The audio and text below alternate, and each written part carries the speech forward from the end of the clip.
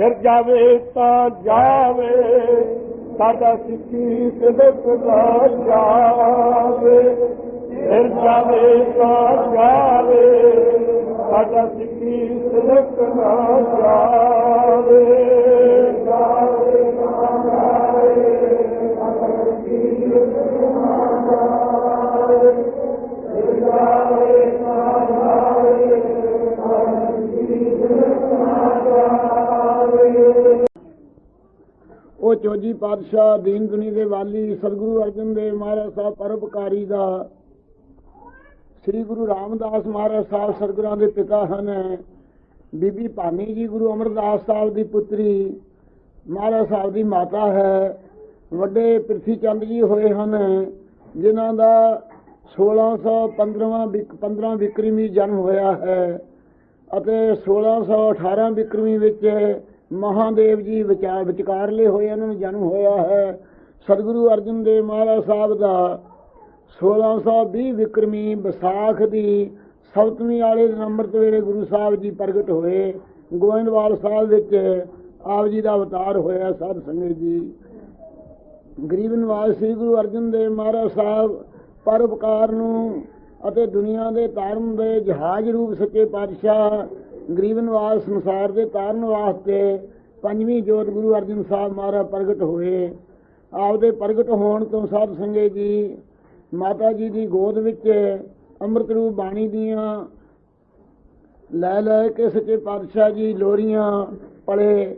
ਜਿਸ ਵਕਤ ਥੋੜੇ ਜਿਹੇ ਵੱਡੇ ਹੋਏ ਉਦੋਂ ਬੀਬੀ ਭਾਨੀ ਜੀ ਲੰਗਰ ਦੀ ਸੇਵਾ ਕਰਿਆ ਕਰਦੇ। ਆਪ ਜੀ ਉਦੋਂ ਗੋਲ ਨਹੀਂ ਰਿੜਿਆ ਕਰਦੇ। ਉਸ ਵਕਤ ਇੱਕ ਦਿਨ ਸ੍ਰੀ ਗੁਰੂ ਅਮਰਦਾਸ ਮਹਾਰਾਜ ਸਾਹਿਬ ਪਲੰਘ ਤੇ ਨਿਵਾਸ ਕਰ ਰਹੇ ਸਨ। ਬੀਬੀ ਜੀ ਲੰਗਰ ਪਕਾ ਰਹੇ ਸਨ। ਉਸ ਵਕਤ ਗੋਲਣੀ ਰੁੜਦੇ ਮਹਾਰਾਜ ਸਾਹਿਬ ਦੇ ਪਲੰਘ ਦੇ ਪਾਸ ਅੰਦਰ ਜਾ ਰਹੇ। ਸਤਿਗੁਰੂ ਮਹਾਰਾਜ ਸਾਹਿਬ ਸੱਚੇ ਪਾਤਸ਼ਾਹ ਜੀ ਦੇ ਤਾਈ ਨਮਸਕਾਰ ਕੀਤੀ, ਬਾਹੀ ਨੂੰ ਪਕੜ ਕੇ ਖੜੇ ਹੋ ਗਏ।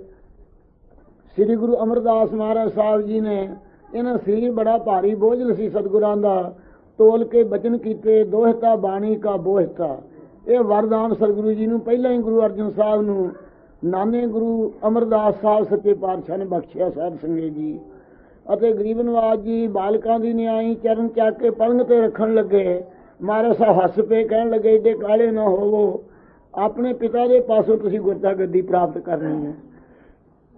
ਇਸ ਪ੍ਰਕਾਰ ਕਹਿੰਦਿਆਂ ਨੂੰ ਬੀਬੀ ਭਾਨੀ ਨੇ ਆ ਕੇ ਪਕੜ ਲਿਆ। ਬੀਬੀ ਨੇ ਪੁੱਛਿਆ ਕਿ ਆਪ ਨੂੰ ਸਤਿਗੁਰਾਂ ਨੇ ਕੀ ਬਖਸ਼ਿਸ਼ ਕੀਤੀ ਹੈ ਜੋ ਗੁਰਤਾ ਗੱਦੀ ਤੇ ਬਿਰਾਜਮਾਨ ਹੋ ਕੇ ਸਤਿਗੁਰਾਂ ਨੇ ਸ਼ਬਦ ਉਚਾਰੇ। ਉਹ ਸ਼ਬਦਾਂ 'ਚ ਕਿਹਾ ਹੈ ਕਿ ਮਾਈ ਖਾਟ ਆਇਓ ਘਰ ਪੂਤਾ, ਹਰ ਤਨ ਚਲਤੇ ਹਰ ਤਨ ਵੈਸੇ ਹਰ ਤਨ ਜਾਗਤ ਸੂਤਾ।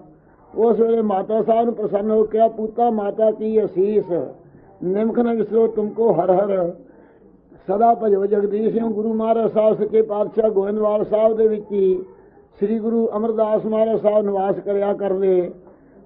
ਗੁਰੂ ਅਮਰਦਾਸ ਸਾਹਿਬ ਦੀ ਸ਼ਰਨ ਵਿੱਚ ਗੁਰੂ ਰਾਮਦਾਸ ਸਾਹਿਬ ਜੀ ਰਿਹਾ ਕਰਦੇ। ਮਹਾਰਾਜ ਅੰਮ੍ਰਿਤਸਰ ਸਾਹਿਬ ਵਸਾਉਣ ਵਾਸਤੇ ਜਿਸ ਵਕਤ ਆਪ ਜੀ ਨੂੰ ਸ੍ਰੀ ਗੁਰੂ ਰਾਮਦਾਸ ਸਾਹਿਬ ਨੂੰ ਗੁਰੂ ਕਾ ਚੱਕ 1627 ਬਿਕਰਮੀ ਨੂੰ ਸਾਧ ਸੰਗਤ ਜੀ ਗੁਰੂ ਸਾਹਿਬ ਅੰਮ੍ਰਿਤਸਰ ਸਾਹਿਬ ਆਬਾਦ ਕੀਤਾ। ਵਿਸਾਖੀ ਵਾਲੇ ਦਿਨ ਜਦੋਂ ਕਾਂ ਹੰਸ ਹੋਏ ਸੀ ਇਸ਼ਨਾਨ ਕਰਕੇ, ਉਹ ਸਥਾਨ ਸ੍ਰੀ ਗੁਰੂ ਰਾਮਦਾਸ ਸਾਹਿਬ ਜੀ ਨੇ ਸੇਵਾ ਕੀਤੀ। ਮਹਾਰਾਜ ਦੀ ਆਗਿਆ ਮੰਨ ਕੇ ਗੁਰੂ ਅਮਰਦਾਸ ਜੀ ਦੀ ਹੁਕਮ ਸੀ ਕਿ ਇੱਥੇ ਸੇਵਾ ਕਰਾਓ ਤਾਲ ਦੀ, ਗੁਰੂ ਕਾ ਚੱਕ ਵਸਾਓ। 52 ਗੋਤ ਗੁਰੂ ਰਾਮਦਾਸ ਸਾਹਿਬ ਜੀ ਨੇ ਵਸਾਏ ਸਨ ਅਤੇ ਗੁਰੂ ਕਾ ਚੱਕ ਇਸ ਪ੍ਰਕਾਰ ਵਸਾਇਆ। ਸ੍ਰੀ ਗੁਰੂ ਅਮਰਦਾਸ ਜੀ ਨੇ ਮਹਾਰਾਜ ਦਾ ਨਾਮ, ਥਾਂ ਦਾ ਨਾਮ ਅੰਮ੍ਰਿਤਸਰ ਸਾਹਿਬ ਰੱਖਿਆ, ਜਿਸ ਦਾ ਨਾਮ ਸਤਿਯੁਗ ਦੇ ਵਿੱਚ ਸਾਧ ਸੰਗਤ ਜੀ ਇਖਵਾਕ ਸਰ ਸੀ। ਇਖਵਾਕੂ ਰਾਜੇ ਨੇ ਜਗ ਕੀਤਾ ਸੀ। ਸਾਰਿਆਂ ਦੇਵਤਿਆਂ ਨੂੰ ਬੁਲਾ ਕੇ, ਇਹ ਹਵਨ ਕੁੰਡ ਵਾਲਾ ਥਾਂ ਸੀ ਜਿੱਥੇ ਸਰੋਵਰ ਸੀ, ਸਾਰਿਆਂ ਨੂੰ ਕਿਹਾ ਸੀ ਇੱਥੇ ਹੀ ਤੁਸੀਂ ਹਮੇਸ਼ਾ ਵਿਰਾਜਮਾਨ ਰਹੋ। ਸੂਖਮ ਰੂਪ ਧਾਰ ਕੇ ਸਾਰਿਆਂ ਨੂੰ ਪ੍ਰਸੰਨਤਾ ਨਾਲ ਕਿਹਾ ਸੀ ਕਿ ਅਸੀਂ ਤੇਰਾ ਇਹ ਬਚਨ ਮੰਨ ਕੇ ਇੱਥੇ ਹੀ ਰਿਹਾ ਕਰਾਂਗੇ। ਕਿਉਂ ਸਤਿਯੁਗ ਵਿੱਚ ਇਖਵਾਕ ਸਰ ਨਾਮ ਸੀ ਤੀਰਥ ਦਾ।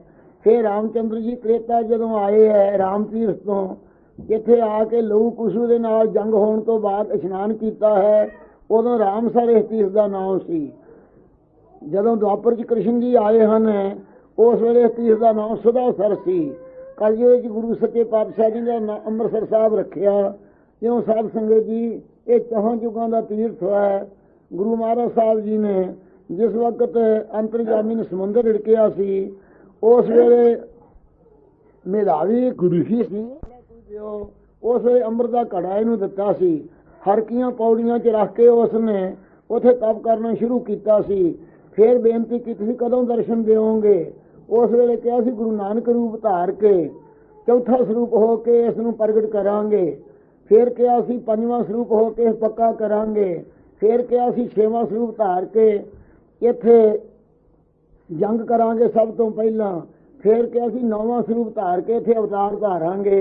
ये बचन कीते सन। वो बचन गुरु साहब जी ने इस प्रकार अंतरजामी ने वो सारे पूर्ण करने वास्ते गरीब नवाज अंतरजामी जिस वक्त गुरु रामदास जी आज्ञा पा के अमृतसर साहब च आए, श्री गुरु अमरदास साहब जी ज्योति जोत समा गए। इस अमृतसर साहब की महाराज साहब सेवा करते रहे। इस जगह के रहिंदियां होया तो गुरु रामदास महाराज साहब सच्चे पातशाह जी के पास भाई सहारी जी जो सतगुरां दे ताए दे पुत्र सन, इसने आके बेनती की कि महाराज थोड़े भतीजे का विआह है, दर्शन दिओ। हजूर ने कहा कि भाई साडा जाना तो मुश्किल है, जो पहले पातशाह ला के सिख साडे दर्शनां नूं आउंदे है उन्हां दी असीं नरादरी नहीं कर सकते, उन्हां दा सत्कार रखना चाहुंदे हैं। कहण लगा जी फिर साहबजादा कोई भेज दिओ। परखण वास्ते साहबजादे नूं पिरथीए नूं कहा। पिरथीए ने कहा मैं तो जी जन च जाना नहीं चाहुंदा, रौला रहिंदा है, मैं नाले वेखो लंगर चलाउणा नाले कार भेटा साਂਭਦਾ। महाराज ने कहा होर कोई प्रेमी साਂਭ लवेगा। इनू चिंता पै गई, ये तो मेरे हथों चली जाऊ, पूजा मैं चुरा के रखदा। इस ख्याल नाल नीवी पा के बैठा उत्तर ही ना दिता। फिर महादेव जी ने कहा, महादेव मस्ताने ने कहा कौन ताया हुंदा है अते कौन भतीजा हुंदा है। इस तरह उत्तर दिते।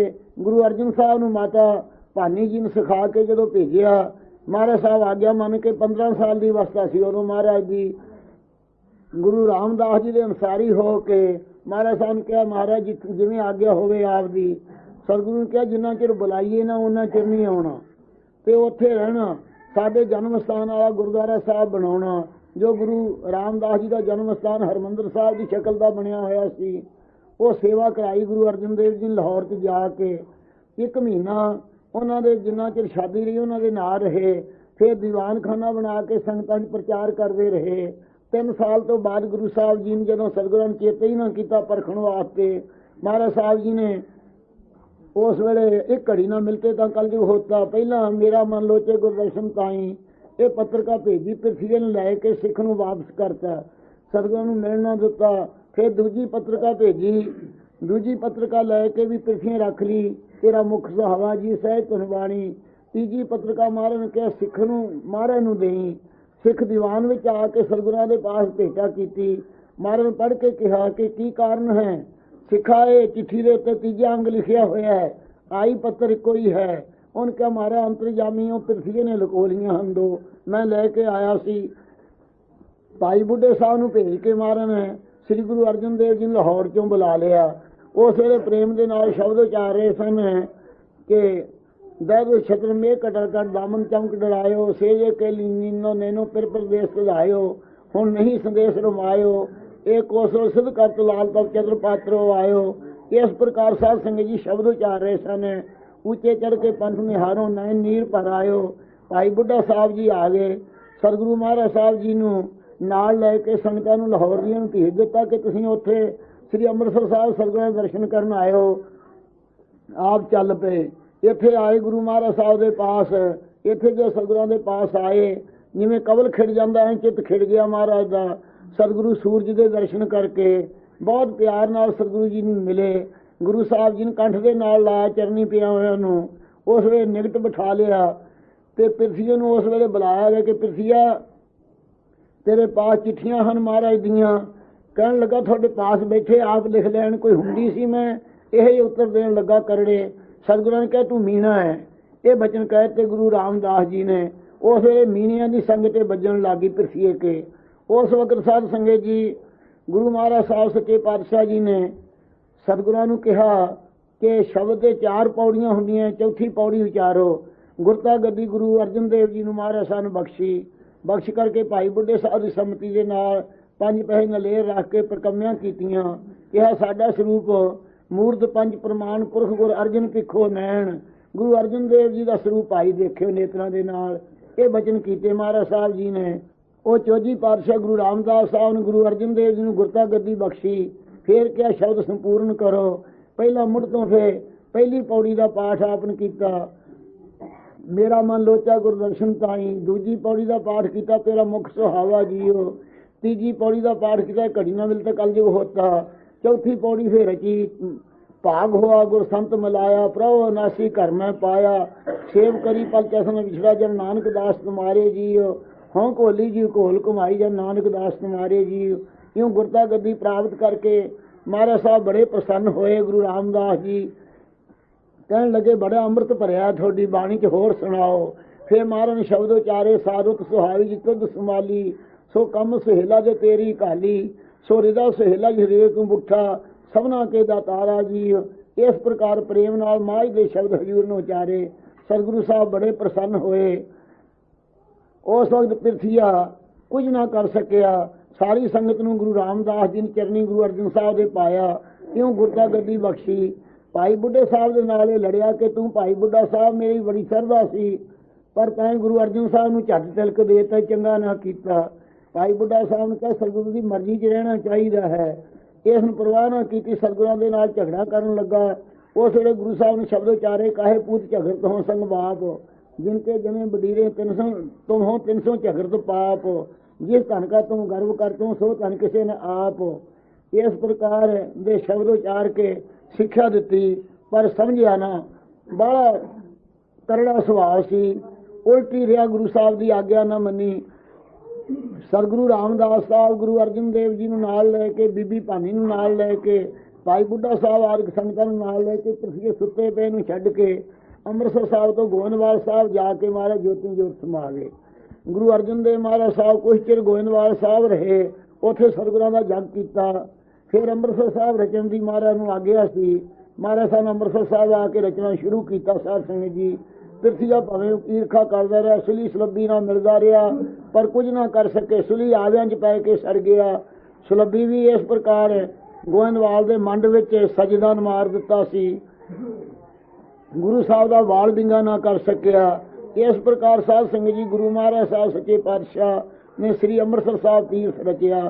अमृतसर साहब तीर्थ आप जी ने 1645 विच अमृतसर साहब की नियम पक्के की रखी। इस प्रकार अमृतसर साहब की सेवा की। 1645 विचों महाराज साहब जी ने 50 विच महाराज साहब सच्चे पातशाह जी ने श्री हरमंदर साहब की नियम रखी। ये हरमंदर साहब के ताई रचिया। कारीगर ने इट हलात थी। इट हलान तो महाराज साहब ने कहा, भाई कारीगर के अंदर सुभाव पै जूगा, आपके प्यो की रखी नहीं रहन दिया करोगे तुसीं, ये ठीक नहीं किया तुसीं। असीं गुरु साहब ने अरदास करके इट रखी सी, तुसीं योग नहीं किया। इस प्रकार साध संगत जी महाराज ने कहा, यह सरोवर एक बारी फिर हिल के दोबारा आबाद होवेगा। मसंद विच पोल पाउण लगे, गारा पाउण लगे सी। महाराज ने कहा, मसंदा की पहला जड़ जाएगी। ये बचन किए महाराज जी ने। उस वक्त श्री अमृतसर साहब रचिया महाराज साहब जी ने। अमृतसर साहब रच के हरमंदर साहब कायम किया। इस प्रकार गुरु साहब जी ने उपकार किया। साध संगत जी उपकार करके तरनताਰਨ साहब पलासूर आदਿਕ जिथे झगड़ा सी जमीन का, वो 1,57,000 महाराज साहब सारी जायदाद खरीद के तरनताਰਨ साहब महाराज साहब जी ने वसाया। जिथे कोड़ी राजी होंगे हैं, वो सच्चे पातशाह जी ने तीर्थ वसाउणा किया, आबाद किया। जिसनों तीर्थ नूं आबाद करदियां होइयां नूर दी सरां वाले उस वेले पातशाह दे निकट वरती सी। उन्होंने महाराज साहब दे आवे आपों ही बिना पुछे तो चक ले। गुरु महाराज साहब ने बचन किए, भाई ये तीर्थ की बाही जी चौथी रही है उदों संपूर्ण होऊ जदों नूर की सरां दियां इट्टां जिहड़ियां हन एक औरंगाबाद वाला लै गया सी सरां बनाउण नूं। ये दोहां थावां दियां जो इट्टां इस सरोवर च आके लगणगीਆਂ उदों संपूर्ण सरोवर होवेगा। क्यों 3 बाहियां गुरु साहब जी ने बनाईयां सी। चौथी बाही जिहड़ी पछों दी है ये फिर ਸਿੰਘਾਂ ने गुरु साहब के बचन जदों ਸਿੰਘਾਂ ਦਾ राज होया उस वे भाई बघेल सिंह आदਿਕ ਸਿੰਘਾਂ ने आके दिल्ली जित के आके तरनताਰਨ साहब की वो सेवा की बाही पूरी की सी। इस प्रकार सेवा हुई सी साध संगत जी। इस प्रकार गुरु साहब के बचन पूरे होए सन। तरनताਰਨ साहब संपूर्ण होया सी। इस तरह गुरु महाराज साहब जी चोला साहब का भैणी नाम सी जिहड़ा ਪਹਿਲਾਂ ਉਹਦਾ ਨਾਮ ਚੋਲਾ ਰੱਖ ਕੇ ਮਾਈ ਨੰਬਰਦਾਰ ਦੇ ਘਰੋਂ ਜਿਹੜੀ ਸੀ ਸਤਿਗੁਰਾਂ ਵਾਸਤੇ ਪੰਜਾਂ ਸਿੱਖਾਂ ਦੇ ਛਕਣ ਜੋਗੀ ਚੂਰੀ ਕੁੱਟ ਕੇ ਲਿਆਈ ਸੀ। ਉਹ ਮਹਾਰਾਜ ਪੰਜਾਂ ਸਿੰਘਾਂ ਦੇ ਹੱਥ 'ਤੇ ਰੱਖ ਕੇ ਆਪ ਛਕੀ ਸੀ। ਮਾਈ ਨੂੰ ਪੁੱਛਿਆ ਸੀ, ਮਾਈ ਕੀ ਲੈ ਕਹਿੰਦੀ ਚੋਲਾ ਲਿਆਈ ਹੈ। ਮਹਾਰਾਜ ਨਗਰ ਦਾ ਨਾਮ ਬਦਲ ਕੇ ਚੋਲਾ ਸਾਹਿਬ ਰੱਖਤਾ ਸੀ। ਪੈਂਚਾਂ ਨੇ ਜਦੋਂ ਜਾ ਕੇ ਮਾਮਲਾ ਭਰਿਆ ਤੇ ਨਾਮ ਚੋਲਾ ਬੋਲੇ, ਉਦੋਂ ਹੈਰਾਨ ਹੋ ਗਏ। ਭੈਣੀ ਵਾਲੇ ਥਾਂ ਚੋਲਾ ਲਿਖਿਆ ਵੇਖ ਕੇ ਉਸ ਵੇਲੇ ਸਤਿਗੁਰਾਂ ਨੂੰ ਨਮਸਕਾਰ ਕੀਤੀ, ਬਾਦਸ਼ਾਹ ਨੇ ਵੀ। ਇਸ ਪ੍ਰਕਾਰ ਸਾਧ ਸੰਗਤ ਚੋਲਾ ਸਾਹਿਬ ਰਚਿਆ। ਫਿਰ ਕਰਤਾਰਪੁਰ ਸਾਹਿਬ ਮਹਾਰਾਜ ਸਾਹਿਬ ਜੀ ਨੇ ਦੁਆਬੇ ਵਿੱਚ ਸ੍ਰੀ ਗੁਰੂ ਅਰਜਨ ਦੇਵ ਮਹਾਰਾਜ ਸਾਹਿਬ ਜੀ ਨੂੰ ਵਸਾਉਣਾ ਕੀਤਾ। ਥੰਮ ਸਾਹਿਬ ਜਿਸ ਸਥਾਨ ਦੇ ਵਿੱਚ ਸੀ ਸਥਾਨ, ਉਹ ਗੁਰਦੁਆਰਾ ਸਾਹਿਬ ਕਾਇਮ ਕੀਤਾ। ਸੀਸ ਮਹਿਲ ਵਾਲਾ ਥਾਂ ਗੁਰੂ 6ਵੇਂ ਪਾਤਸ਼ਾਹ ਜੀ ਨੇ ਬਣਾਇਆ। ਇਸ ਪ੍ਰਕਾਰ ਕਰਤਾਰਪੁਰ ਦੀ ਆਬਾਦੀ ਕੀਤੀ। ਅੰਤਰਜਾਮੀ ਸ੍ਰੀ ਗੁਰੂ ਅਰਜਨ ਦੇਵ ਮਹਾਰਾਜ ਸਾਹਿਬ ਦੇ ਜਿਹੜੇ ਉਪਕਾਰ ਹਨ ਉਹ ਸਾਧ ਸੰਗਤ ਜੀ ਗਿਣੇ ਨਹੀਂ ਜਾ ਸਕਦੇ।